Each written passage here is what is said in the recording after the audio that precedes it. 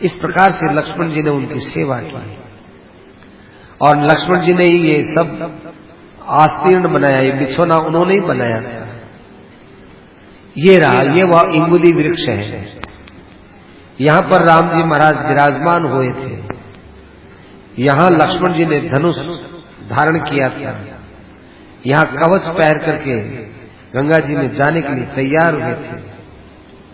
यहां उन्होंने बट का क्षीर मंगाया और यहां उन्होंने जटाएं बनाई थी। भरत जी महाराज बड़े गौर से उन स्थानों को देखने लगे।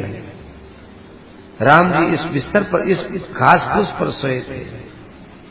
और दशरथ के बेटा होकर हजारों पुरुषों के मांगलिक गान के द्वारा जिनका जगाया जाना होता था और जो बड़े ऊंचे ऊंचे अट्टालिकाओं वाले प्रासादों के अंदर विश्राम करते थे, जिनके विश्राम के लिए लोग तरसते थे कि अब विश्राम करें, अब विश्राम करें, और जिनके जगाने के लिए भी लोग हर प्रकार से तैयार रहते थे, वे दशरथ के पुत्र होकर यहाँ पर यदि विश्राम करते हैं तो भाई अब हमको तो इस बात के लिए अश्रद्धा हो गई कि संसार में धर्म नाम की कोई चीज होती है क्या। यदि धार्मिक पुरुषों के ऊपर आपत्ति आती है तो फिर धर्म के पालन का क्या अर्थ रहा। मुझे तो इस संसार से वैराग्य हो गया। न तो कोई माँ काम आएगी, न बाप काम आएंगे, न राज्य काम आएगा, न प्रतिष्ठा काम आएगी, न पद काम आएगा। जिसका जैसा भाग्य होता है वो भाग्य ही सब कुछ करता है। देखो, दशरथ जी की पुत्र वधू होकर, जनक जी की पुत्री होकर और राम जी की पत्नी होकर और हम सब लोगों की मातृतुल्य होकर भी सीता यहाँ देखो घास फूस के ऊपर सोई है। निषाद राज वनवास मिला था तो राम जी को मिला था, सीता जी को नहीं मिला था, लक्ष्मण जी को नहीं मिला था। पर इन्होंने जो दुख पाया है, सीधी बात है कि ये तो एक भाग्य ही संसार में सबसे बड़ा है। लक्ष्मण के पास कोई शक्ति की कमी थी क्या? लक्ष्मण जी चाहते तो उनका पुरुषार्थ ऐसा था कि वो सबको युद्ध में परास्त कर सकते थे, परंतु भाग्य बड़ा है। उनको भाग्य के अंदर ठोकर खाने लिखी थी। ओहो, यहां सीता सोई है। ये देखो, सीता का रेशमी कपड़ा यहाँ कांटे में उलझ गया है, तो वो रेशम का तंतु इसमें स्पष्ट दिखाई देता है। ओहो, ये देखो सीता जी के चरणों का नूपुर है, कितना सुंदर है। उस नूपुर को लेकर उन्होंने सिर पर रखा। धन्य है लक्ष्मण, बड़ा धन्य है निषाद राज। हम लक्ष्मण की बड़ी महिमा गाते हैं, जिन्होंने राम का अनुवर्तन किया, जिनके भाग्य में जंगल लिखा हुआ नहीं था, लेकिन फिर भी वे राम जी के साथ इस वन में आए। हे सीते, संसार में संपत्तियां तो बहुत उनको मिलेंगी, लेकिन धर्म के लिए वन में जाना ये केवल तुम्हारे ही भाग्य में लिखा है। हमें मालूम नहीं था। हमको यदि मालूम होता तो हम भी राम जी के साथ रवाना हो जाते। राम के बिना, दशरथ के बिना ये अयोध्या एक केवट के बिना नौका के समान डगमगा रही है। हमारी अयोध्या जिसके दरवाजे एकदम खुले पड़े हैं, हमारी अयोध्या बड़ी सूनी हो गई है। लेकिन एक बात का आश्चर्य कि अभी भी कोई शत्रु अयोध्या को ललकारने के लिए नहीं आया। क्या बात? ये तो हमारे पूर्वजों का प्रताप है, ये तो राम का प्रताप है कि कोई शत्रु अभी हमको ललकारने के लिए नहीं आया। यदि आवे तो भी क्या है, हमारा तो अयोध्या का दरवाजा खुला है, पर नहीं, कोई नहीं आया है। तस्याहम उत्तरं कालम निवत्स्यामि सुखम बने। ठीक है निषाद राज, ये तुम हमको ये आसन बता दो, बड़ा अच्छा है, कारण कि इन्हीं पर आकर हम लोग अब विश्राम करेंगे। राम को तो हम अयोध्या भेज देंगे और बाकी समय में हम वनवास में आएंगे। वनवास तो बड़ा अच्छा है, शत्रु के मेरे साथ आएगा, राम लक्ष्मण के साथ में अयोध्या रहेंगे। मेरे इस मनोरथ को देवता लोग सफल करेंगे, ब्राह्मण लोग आशीर्वाद दें मुझे कि अयोध्या में राम जरूर जाएंगे। मैं उनके चरणों में गिर ही जाऊंगा तो फिर वो करेंगे क्या, उनके पास में क्या गति है। अरे बड़े पुरुष हृदय से बड़े कच्चे होते हैं, बड़े कच्चे। बड़े पुरुषों के पास रोने लग जाओ, बड़े पुरुषों के चरणों में गिर जाओ, बड़े पुरुष तो वहां पर छोटे की बात रखने के लिए तत्पर हो जाते हैं। इस प्रकार से बातें होने लगी और प्रातःकाल हुआ। भरत जी ने शत्रुघ्न से कहा, शत्रुघ्न जी निषाद राज से कहो कि वो अपने चलने की तैयारी करें। शत्रुघ्न तुमको नींद आ गई? शत्रुघ्न कहा नहीं, नींद नहीं आ रही थी। तो आंख बंद थी ना? हाँ आंख बंद थी। क्या कर रहे थे? आंख बंद करके मैं रामलीला देख रहा था। राम जी की क्या क्या लीला हुई, कैसे वे वन से आए, कैसे गए होंगे, क्या कर रहे, राम का चिंतन कर रहा था, सो नहीं रहा था। भरत जी ने फिर शत्रुघ्न से कहा, शत्रुघ्न अब अपने को आगे बहुत सोच समझ के चलना है, भरद्वाज ऋषि के वहां चलना है। निषाद राज ने कहा कि महाराज आप चिंता न करें, हमारे सब केवट लोग अपनी अच्छी अच्छी नौकाएं लेकर गंगा के किनारे उपस्थित हो चुके हैं, केवल आपके आदेश की प्रतीक्षा है। आप जब भी आदेश देंगे हमारे केवट लोग गंगा का ये विशाल तट है, इस विशाल प्रवाह है, इसे सब को भी पार कर देंगे। निषाद राज ने सभी लोगों को, अपने निषादों को आदेश दिया, हे निषादों तुम्हारी नौका तैयार है? आवाज आई, हे महाराज हमारी नौकाएं अपनी जगह बिल्कुल तैयार है। क्या हम सेना को आदेश दें कि वो आपकी नौका से पार हो? स्वागत है, हम सब तैयार हैं। ये बात भरत जी ने भी अपने कानों से सुनी। 500 नौकाएं तैयार हैं और उनमें सैकड़ों सैकड़ों ये पतवार केवट ये भी तैयार है। एक स्वस्तिक आकार की नौका थी, ऐसी सुंदर स्वस्तिक आकार की नौका जिसमें कई जगह घंटियां लगी हुई और उसके ऊपर छाया का प्रबंध किया हुआ, बहुत सुंदर सजाई गई, जिसके ऊपर माला वगैरह भी लगाए हुए हैं। निषाद ने कहा कि महाराज एक मेरी प्रार्थना है, आप इस स्वस्तिक नाव में आप विराजमान होंगे। भरत जी ने कहा इसमें हमारे गुरुजी बैठे हैं, मेरी माताएं बैठे हैं, उसके बाद हम बैठेंगे। बहुत बड़ी नौका थी तो गुरुजन बैठ गए, माताएं बैठ गई और उसके बाद स्वयं भरत और शत्रुघ्न बैठ गए। ये सब बैठने के बाद बहुत लोगों को आदेश दिया कि जो लोग महावत है, माना हाथी की सवारी करने वाले हैं, वे हाथी तो भाई गंगा में आराम से पार हो सकते हैं। और कई ऐसे घोड़े हैं जो घोड़े चंचल हैं, अपने पैरों को समेट करके पानी में प्रवाहित हो सकते हैं, वो घोड़ों पर बैठे बैठे पार हो जाए। कई ऐसे रथ हैं जिन रथों का चलना मुश्किल है, वो नौका के अंदर पट्टे लगा लगा करके और रथों को उधर उस पार कर ले रहे। ऐसी सबको व्यवस्था बताई गई और उसी व्यवस्था के अनुसार सब लोग वहां अगले तीर के ऊपर उपस्थित होने लगे। उपस्थित होते होते वहां, अरे समय हो गया, चलो उपस्थित होकर वो आगे चले। आगे चलते चलते आगे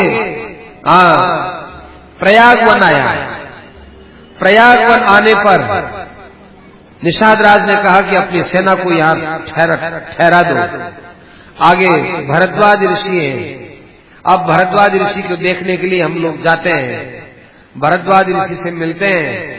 आप लोग आश्रम से बहुत दूर रहना, क्योंकि ऋषि मुनियों के आश्रमों से सेना जाने पर बाधित हो जाती है। हम लोग उनका दर्शन करेंगे और दर्शन करके हम वापस आएंगे।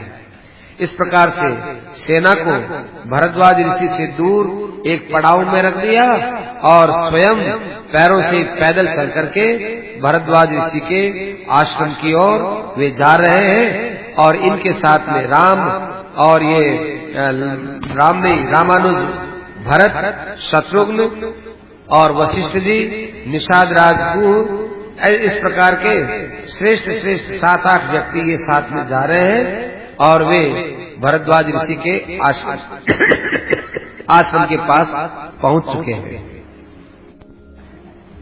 भरद्वाज ऋषि के आश्रम से लगभग 1 कोस की दूरी पर भरत जी की सेना को स्थान दिया और भरत जी अपने साथ में वशिष्ठ जी को लेकर, मंत्रियों को लेकर, अपने पुरोहित को लेकर भरद्वाज ऋषि के आश्रम की ओर प्रस्थान किए। वहां भरद्वाज ऋषि के शिष्यों में से कुछ एक शिष्यों को कहा गया कि हे ब्रह्मचारियों, आप लोग जाकर अपने गुरुदेव श्री भरद्वाज ऋषि से निवेदन करो कि अपने गुरु वशिष्ठ आदि के साथ अयोध्या का राजकुमार भरत आपके दर्शन करना चाहता है। उन शिष्यों ने जाकर अनेक ब्रह्मचारियों से घिरे हुए महाराज भरद्वाज ऋषि को निवेदन किया तो भरद्वाज ऋषि वही खड़े हो गए और अपने स्थान से अगवानी करने के लिए वे अपने आश्रम के द्वार के लिए प्रस्थान किए और इधर उन ब्रह्मचारियों ने जल्दी आकर वशिष्ठ सहित भरद्वाज ऋषि को आश्रम में प्रवेश करने के लिए अनुमति दी। भरद्वाज ऋषि थोड़े से ही चले होंगे, इतने में ही भरत जी महाराज गुरुदेव के साथ में, वशिष्ठ ऋषि के साथ में भरद्वाज ऋषि के पास आए और वशिष्ठ जी और भरद्वाज ऋषि आपस में बहुत स्नेह से मिले और भरत जी महाराज ने उनके चरणों में प्रणाम किया। वहां भरद्वाज ऋषि सब एक चौकी पर बैठ गए। भरद्वाज ऋषि ने सबका कुशल क्षेम पूछा, अयोध्या के विषय में पूछा, अयोध्या के राज्य कोष के विषय में पूछा। कभी वशिष्ठ जी और कभी भरत इन सब का उत्तर दे रहे थे। बड़ा सुंदर आश्रम था, वृक्ष की बड़ी अच्छी ठंडी छाया थी। भरद्वाज ऋषि ने भरत से कहा कि हे भरत, आपका अभी आने का कारण क्या है? मेरे मन में बड़ा संदेह हो रहा है। कहीं कौशल्या के आनंद को बढ़ाने वाले श्री राम का अमंगल करने के लिए तो आप वन में नहीं आ रहे हो? तुम्हारे पिता ने तो कैकेयी के वश में होकर राम को वनवासी बना दिया और अब तुम राम को सदा के लिए अपने मार्ग से हटाने के लिए कोई षड्यंत्र रच करके जंगल में तो नहीं जा रहे हो? भरद्वाज ऋषि की बात सुनकर के भरत जी ने उसी समय में अपना माथा अपने हाथों में लिया और रोते हुए कहा कि महाराज, आपने मुझे ये क्या कह दिया? आपने मेरे पर वहम कर लिया, मुझ पर वहम कर लिया, मैं तो मारा गया। महाराज, मैं और तो क्या कह सकता हूं? सभी लोगों ने ऐसी आशंका की जो आपने कहा है, परंतु आप और सभी लोग एक जैसे नहीं है महाराज। आप त्रिकालदर्शी महापुरुष हैं, आपको सब पता है, हमारे हृदय की वृत्तियों का पता है, सब पता है, फिर भी आप मुझ पर दोष की दृष्टि से देख रहे हैं। तो आपसे यही प्रार्थना है कि मुझे तो मेरे कोई दोष दिखा नहीं है, दोष है तो आप दूर कर दीजिए। नाहमेते न तुष्टश्च न तद वचनम आदने। मेरी माता ने जो कुछ किया है वो मां ने किया है, उसका मेरा कोई मतलब नहीं। मैंने कभी माता के इन वचनों का आदर किया नहीं है। असल में मेरा तो राम के पास जाने का उद्देश्य यही है कि वे वापस अयोध्या में आवे और अयोध्या में आकर राजगद्दी पर विराजमान हो जाए। वशिष्ठ आदि ऋषियों के बीच में बैठे हुए भरद्वाज ऋषि कहने लगे कि देखो, तुमने बहुत अच्छा ये काम किया है। गुरु वृत्तिर दमश्चैव साधुनाम चानुयायिता। अब जरूरत नहीं भाई, अब जरूरत नहीं, अब तो इसको चला दो। तो हे नरश्रेष्ठ, तुमने जिस प्रकार से ये कार्य किया है ये कार्य बहुत ठीक किया है। मैंने तो जो मेरे मन के संदेह की बात थी, इसको बंद कर दो। मैंने मेरे जो संदेह की बात कही है, उसका भी एक कहने का तात्पर्य है। मुझे मालूम है तुम्हारे अंदर ये भाव नहीं है, परंतु तुम्हारे अंदर ये भाव और दृढ़ बने, अर्थात राम के प्रति तुम्हारा आस्था का भाव और ज्यादा दृढ़ बने, इसलिए मैंने इतना कहा है।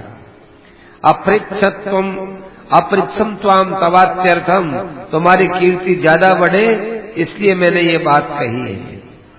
तो मेरे आश्रम में इसीलिए आए हो मुझसे पूछने के लिए कि राम इस समय कहाँ है। तो राम सीता सहित लक्ष्मण सहित कुशल पूर्वक चित्रकूट पर्वत पर है, पर आज मैं तुमको नहीं जाने दूंगा। आज तो तुमको यहीं पर रहना होगा और हमारा आतिथ्य तुमको स्वीकार करना होगा। भरद्वाज ऋषि ने कहा कि महाराज नहीं, भरद्वाज ऋषि ने जब ये बात कही तो भरत ने कहा कि हे महाराज, आपके आदेश का पालन हमको करना चाहिए। भरद्वाज ने कहा तो फिर तुम्हारी सेना पीछे क्यों छोड़ के आए? तुम्हारी सेना को अभी यहाँ पर उपस्थित करना चाहिए। भरत जी ने कहा कि महाराज, सेना को इसलिए छोड़ा कि आपके आश्रम में कोई बाधा न पड़े, क्योंकि सेना में तरह तरह के पुरुष हैं, सेना में तरह तरह के पशु हैं, सेना में तरह तरह की बातें होती रहती है। आपके भजन में, साधन में, अग्निहोत्र में, प्रवचन में बाधा न पड़े, इसलिए हमने सेना को पीछे छोड़ दिया। भरद्वाज ऋषि ने कहा कि आनीयताम, आप सेना को यहीं ले आओ और यहाँ लाकर हमारा आतिथ्य जो है उस सेना को प्रदान करो। भरत जी महाराज ने अपने सेना के लिए आज्ञा दी और सब सेना जो है वो भरद्वाज ऋषि के आश्रम की ओर आई। इतने में ही, अब ध्यान से सुनना, भरद्वाज ऋषि अपने आश्रम के अंदर एक अग्निशाला थी जिसमें हरदम अग्नि प्रज्वलित रखते थे। उस अग्निशाला में जाकर बैठे। भरद्वाज ऋषि ने पावन संकल्प किए, अग्नि में आहुति दी। भरद्वाज ऋषि ने सबसे पहले विश्वकर्मा का आह्वान किया। विश्वकर्मा से कहा कि हे विश्वकर्मा जी, मैं आज भरत की सेना का सत्कार करना चाहता हूं, आप तत्काल हमारे आतिथ्य में सम्मिलित होइए। उन्होंने त्वष्टा का संकल्प किया, उन्होंने लोकपालों का संकल्प किया, उन्होंने इंद्र आदि का संकल्प किया, देवताओं का संकल्प किया और नदियों का संकल्प किया, अंतरिक्ष के अंदर रहने वाले जो भूत प्रेत है उनका संकल्प किया। उन्होंने और भी संकल्प, नदियों का संकल्प करके तरह तरह की वहां पर वस्तुओं की नदियां बहारी। देखिए वहां पर ठंडा जल, मीठा दूध, अनेक प्रकार के फलों का रस, देवता, गंधर्व, विश्वावसु, हुहु गंधर्व, इन सब को बुला करके तरह तरह का वहां पर प्रबंध करवाया। घृताची अप्सरा, विश्वाची अप्सरा और मिश्रकेशी अप्सरा, अलम्बुषा अप्सरा, ये 4 अप्सराएं, और नागदंता और हेमा, ये 6 अप्सराएं। इन अप्सराओं को बुला करके कहा कि तुम अपनी सेना, तुम अपने सखियों के साथ में सबके नाच गान के द्वारा सबका मनोरंजन करो। और इंद्र को कहा, ब्रह्मा जी को कहा, तुम्बुरु को कहा कि आप अपना दिव्य वन है वो यहाँ पर वन भेज दो। तो वहां पर तरह तरह के वन उपस्थित हो गए। वहां संकल्प करने मात्र से बहुत बड़े खाने पीने वस्तुओं का ढेर लग गया। वहां पर चूसने वाली वस्तु, लेह्य वस्तु, भोज्य वस्तु, भक्ष्य वस्तु, इन वस्तुओं का ढेर लग गया।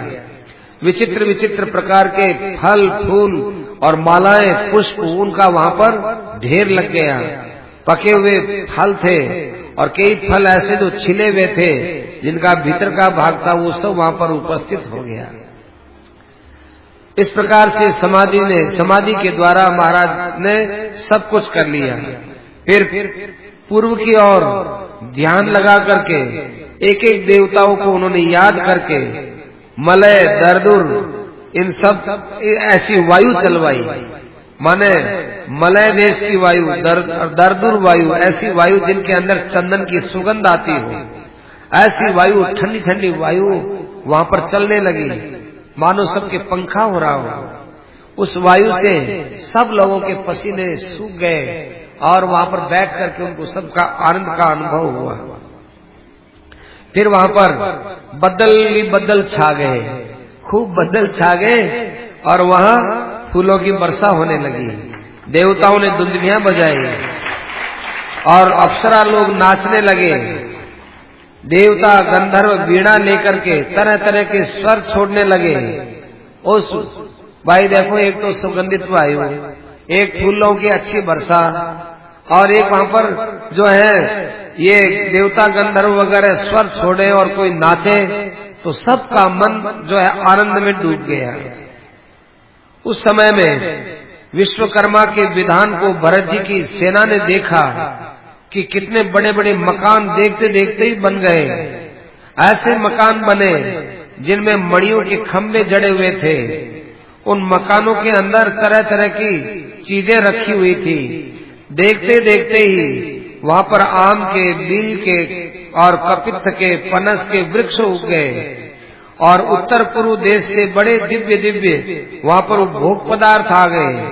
नदियां वहां पर बहने लगी और चतुशालानि शुभ्राणि शालाश्च गजवाजिनाम, चार चार शाला वाले कई मकान बन गए और हाथियों के लिए, घोड़ों के लिए अलग बाड़े बन गए। ऊंचे ऊंचे सतमंजिले मकान उस समय बन गए। बदलों को छूने वाले मकान बन गए। एक बड़ा सुंदर राजगृह बनाया गया जिसको चारों तरफ से मालाओं से सजाया है, जिसमें बड़ी दिव्य सुगंध है और जिसमें एक बहुत बढ़िया सिंहासन बनाया हुआ है। उसमें खाने पीने का अलग से प्रबंध है। वहां पर स्वर तंत्र से बड़ी सुंदर आवाजें आ रही है। ऐसा वो महल है। उस महल के अंदर भरत जी को भेजा गया और वहां पर एक दिव्य सिंहासन बना हुआ था। देखे भरत इस सिंहासन पर बैठते हैं क्या, इस बात की परीक्षा हो रही थी। भरत जी महाराज उस महल में जाकर जब उस सिंहासन के पास पहुंचे तो उन्होंने उस सिंहासन के ऊपर जो है माला रख दी।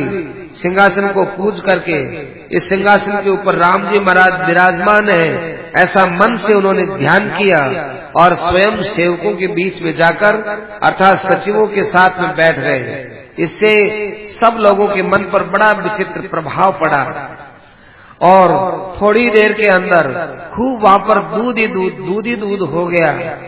भरद्वाज ऋषि के शासन से भरत जी के सेना के अंदर खाने पीने की किसी वस्तु की कोई कमी नहीं रही। वहां पर ब्रह्मा जी ने 20,000 ऐसी स्त्रियों को भेजा जिनके आभूषण सारे शरीर पर लदे हुए थे और जो भोजन की तैयारी कर रहे थे।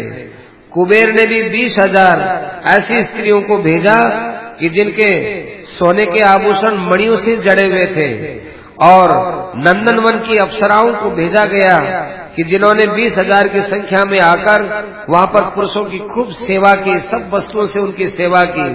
सब प्रकार के वहां पर सेवा से भरत जी महाराज की सेना को सब प्रकार के परिश्रम से मुक्त कर दिया। भरत जी महाराज के आगे आगे गंधर्व लोग अपने वाद्य यंत्र लेकर के बड़े मीठे स्वर में गाने बजाने लगे। वहां पर बहुत से नाचने भी लगे। भरद्वाज के शासन से वहां क्या नहीं हुआ। चैत्र रथ वन का सारा आनंद वहां आ गया और बड़े अच्छे अच्छे वृक्ष है, अश्वत्थ वृक्ष है, विभीतक माने बहेड़े का वृक्ष है और बिल्व का वृक्ष है, ये सब वहां पर उपस्थित थे। और कई कई ऐसे सेवक हुए कि जो कुब्ज होकर के, कुबड़े होकर के और वामन बन करके रनिवास में जाकर सबकी सेवा कर रहे थे। और प्रमदा विग्रहम कृत्वा, मालती है, मल्लिका है, इस जाति के और भी कई वृक्ष और लताएं माने स्त्री लताएं और स्त्री जाति के वृक्ष, ये सब वहां पर स्त्री का साक्षात स्त्री का रूप बना करके भरद्वाज ऋषि में आश्रम में आए। उनकी तपस्या के प्रभाव से उन्होंने सब स्त्रियों ने मिलकर उन सैनिकों को कोई दूध पिला रहे हैं, कोई उनको और वस्तु पिला रहे हैं, कोई उनको फल दे रहे हैं, कोई भोजन मीठा भोजन दे रहे हैं। किन्हीं को कोई पसंद आता है तो आता, किसी को नहीं आता तो नहीं आता है। एक एक पुरुष के पास में सेवा के लिए 7-7, 8-8 स्त्रियां थी स्नान कराने के लिए। हो अब कहते हैं 7-8 कैसे स्नान कराए? तो एक स्त्री तो जल डालती थी और एक स्त्री उनके सारे सिर को जो है मल मल करके साफ कर रही थी। एक हाथ साफ कर रही थी, एक दूसरा हाथ साफ कर रही थी, एक पीठ को जो है साफ कर रही थी, एक उसके जो है पेट को साफ कर रही थी, एक उसके पैर को साफ कर, एक दूसरे पैर को साफ कर, ऐसे करके शरीर के 7 हिस्से और एक जनी जल डाल रही थी। इस प्रकार से इनकी सेवा हो रही थी। गरम गरम जल उपस्थित किया गया। गरम जल से नहाने वालों के लिए गरम जल था और ठंडे जल के लिए ठंडा जल था। वहां पर घोड़ों के लिए, हाथियों के लिए, ऊंटों के लिए, गधों के लिए, गौओं के लिए और दूसरों के लिए सब प्रकार के भोजन प्रबंध किए गए थे। वहां पर मधुधारा थी, वहां पर इक्षु रस था और वहां पर जो है तरह तरह के और पदार्थ, पेय पदार्थ सबके सामने उपस्थित किए थे। ओहो, सारी सेना इतनी प्रसन्न हो गई, इतनी प्रसन्न हो गई, वे सब कहने लगे नैव अयोध्याम गमिष्यामः, अयोध्या जाने की जरूरत ही नहीं है और न गमिष्यामः दंडका, न राम जी के उधर जाने की जरूरत है, क्यों दुख पाए, यही बहुत अच्छा है। कुशलम भरतस्यास्तु, भरत का बड़ा कुशल मंगल हो कि देखो हमको आज कैसी सेवा शुश्रूषा मिली है। ये भरत की कृपा से मिली है तो भरत जाने, राम जी की कृपा से मिली है तो राम जी जाने। ये राम और भरत की बात भरत जाने, हम तो बस यही खाएं पिए और मस्त पड़े रहे, यही बस हम तो चाहते हैं। इति पादात योधाश्च हस्त्याश्वरो बंधका, इस प्रकार से हाथी घोड़े सारे पशु सब जो है बड़े प्रसन्न हो गए और ये वाणी फिर बोलने लगे कि ओहो स्वर्गोयम, हमने अपने जीवन में कभी स्वर्ग देखा नहीं था, हमारे तो खाने पीने का सब प्रबंध हो गया, हमारे लिए तो यही स्वर्ग है, अब इसको छोड़ के कहीं जाने का मन नहीं करता है। जहां जाओ वहां पर नाच गान हो रहा है, कहीं गा रहे हैं, कोई हंस रहे हैं, सब दूर दूर तक एक बहुत बड़ा कोई मेला सा लग गया हो और उसमें अन्न था वो अमृत के समान बड़ा मीठा अन्न। क्या बताएं, वहां दास दासियों की संख्या जो सेवा करने वाली, ओहो, वहां पर नौकर चाकर दासियां और सैनिकों के वहां पर और उस छोटे सैनिकों की सेवा करने वाले, कोई बर्तन मांज रहा है, कोई कपड़ा धो रहा है। इतना ही नहीं, कोई वो नहाता है तो नहाने के बाद में भाई काजल लगावे तो काजल उपस्थित कर देवे, कोई कंघा लगाए तो कंघा उनके सामने उपस्थित कर देवे, कोई कांच रखे तो उसका मुंह दिखा दे, कांच वहां पर जगह जगह कांच रख दिए गए, देखो भाई अपना मुंह जैसा भी है तुम कांच में देखो। और वहां पर उन वृक्षों के लिए ऐसी शक्ति दे दी कि उन वृक्षों से चाहे जितना दूध ही दूध टपकता है। खाने पीने की जितनी सामग्री थी उन सब सामग्रियों के अंदर सोने ही सोने के बर्तन थे, सोने के बर्तनों में सबने भोजन किया। बबूर वन पार्श्वेसु कूपा पायस कर्दमा, सब जो कुएं थे वहां खोदे हुए उन कुओं के अंदर दूध ही दूध भरा हुआ था और जो बड़े बड़े ये वाक्य माने बावड़ियां थी, उन बावड़ियों के अंदर बहुत अच्छा अच्छा फलों का रस भरा हुआ था। अब उन बड़े बड़े यंत्रों के द्वारा उन रसों को बाहर निकाल रहे हैं। बहुत बड़े बड़े टोप है, उन टोपों के अंदर खाली किया जा रहा है और फिर जो है वो पीने वालों के सामने उपस्थित किया जा रहा है। स्थाल्य है, कुंभ है, करमध्यश्च दधि पूर्णा सुसंस्कृता, बहुत बड़े बड़े मटके जिनके अंदर दही भरा हुआ है, किन्हीं के अंदर मट्ठा भरा हुआ है और कई तालाब के तालाब छाछ से भरे हुए हैं। इस प्रकार से भाई सब सामग्री वहां पर पड़ी है। एक तरफ जाओ तो दातुनों का ढेर लगा हुआ है, दंत धावन संचयान, और कहीं पर जाओ चंदन का ढेर लगा हुआ है, कहीं इत्र है, इत्र ही इत्र लगा हुआ है और कहीं सुगंधित तेल है। इस प्रकार से भाई सब सामग्री उन लोगों की उनके पास में है।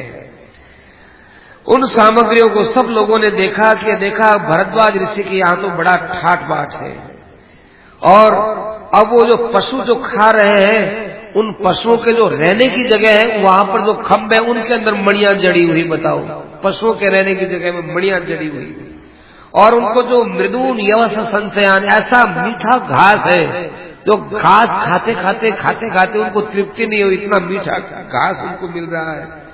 पशु भी बड़े आनंदित हो रहे हैं, और वो पशु खा करके और जोर जोर से वो डकार ले रहे हैं, वो सब लोग बड़े प्रेम से सुनते हैं। इस प्रकार से सब लोग वहां खाए पिए और रात भर खर्राटा भर भर करके खूब सोए वो, और सोने के बाद फिर वो जगे तो भाई जितनी सिद्धियां आई थी सबने दशरथ जी महाराज को, नहीं भरद्वाज ऋषि को प्रणाम किया, और सबके सब